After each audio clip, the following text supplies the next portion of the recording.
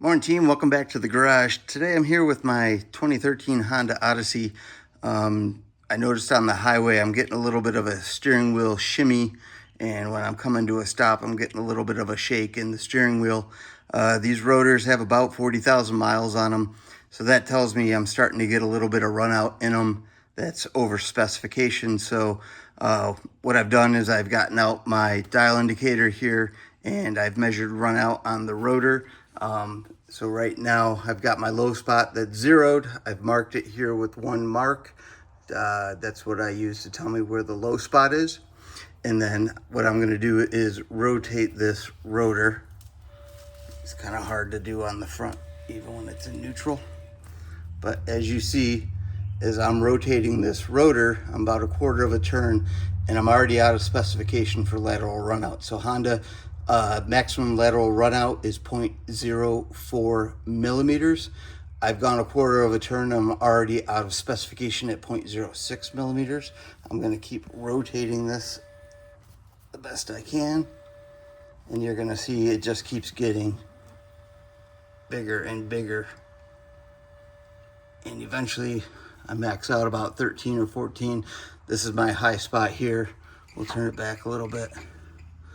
So right now she's resting at 13. It was 14 earlier. So I'm out of specification here on this rotor, but I'm not going to change the rotor. What I'm going to do is I'm going to remove the rotor off the hub, take the caliper off and everything, and then I'm going to clean the back side of this rotor and the front side of this hub surface where it bolts onto, and see if I can get this back into specification.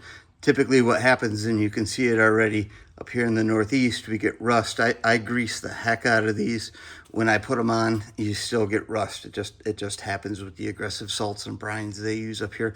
So gonna take this caliper off and we'll take a look at what we've got underneath. So I've marked both my caliper, I marked my rotor here for my high spot, marked my rotor here, or the hub for the high spot. So when I take this rotor off, I'll still have these two marks here. And I've done the same on the other side. You can see I have a mark here for the low spot, if you will. And that way I know where I have to concentrate on cleaning this up and try to get it back into specification. Okay, so I've got the rotor off, and if you look here, this is my high spot mark right here, double marks. You can see we have a lot of rust going on here on the hub, starting to get it right on the mating surface here as well, especially that spot there. This is not the first time I've found a high spot near one of those marks, and I think what happens is salt just gets in there, starts corroding everything. So if I turn this, I got it in park. So if I go down here with the flashlight, you can see there's a lot less rust down here, and you can see my single mark on the hub, and a lot less rust. We go back up here, high spot, lots of rust, low spot, very little rust compared to the other side. So we're gonna go through, we're just gonna clean this whole hub up, and with a hub cleaning tool and a handheld wire brush to get around the seating surface of the wheel, and we're gonna clean all this up. So what I'm going to use to clean all this up is what they call a hub cleaning tool, and basically it just looks like a Brillo pad, but it's like got a coating on it. And basically you just put it over these studs like that. You'll go through, clean it up, and then you'll go through and clean up this area. This will be mounted to a drill on this end, and you'll just go through, you'll clean all this up, everything, get the best you can, and then I'm going to clean up this area here with a handheld wire brush. Again, try to use brass, try to use stuff that's non-abrasive, because you don't want to take actual material off this hub surface, because then your hub's going to be out of true, and you'll never get this right without some shims or something like that. I've checked these time and again, they're true, so I'm 99% sure that's not the issue, especially seeing all this rust here, and that I've had this exact same problem before with excessive rust right by one of those holes in the rotor. So we're going to go ahead and get this all cleaned up and show you what the results look like when I'm done.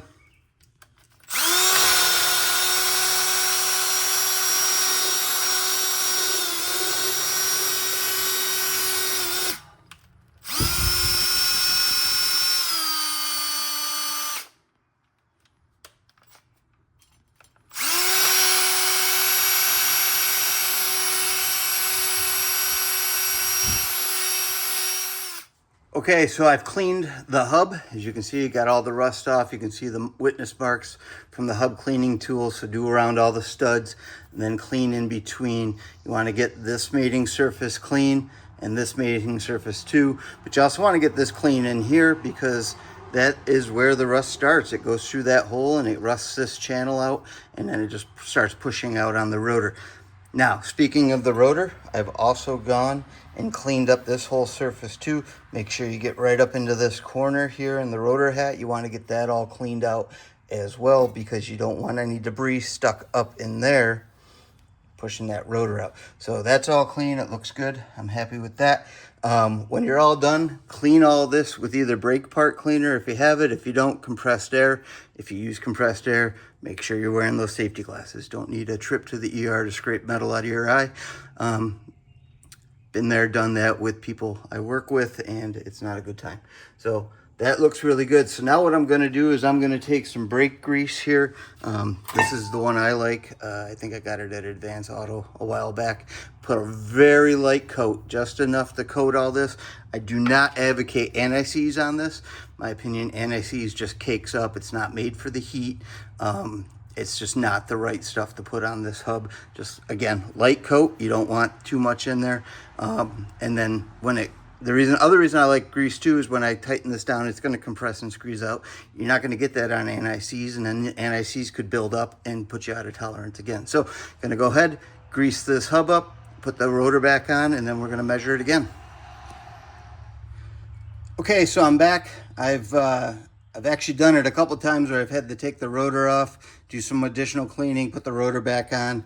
I did it like 3 or 4 times, and we are there. So I'm going to go ahead and I'm going to start at our low spot, and I'm turning it, and we're going to go towards our high spot, which we can see is right there.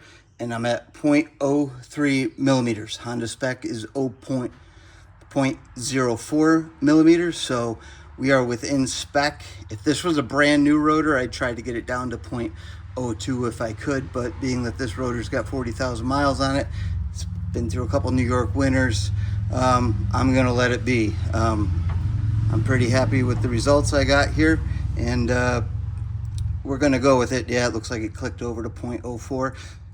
That's the high end of the spec, you know, is what it is. Getting it down from that upper spec, which I think was at 14.14, we're going to notice some drastic improvement on this. My pads are getting pretty low anyway. I run semi-metallics.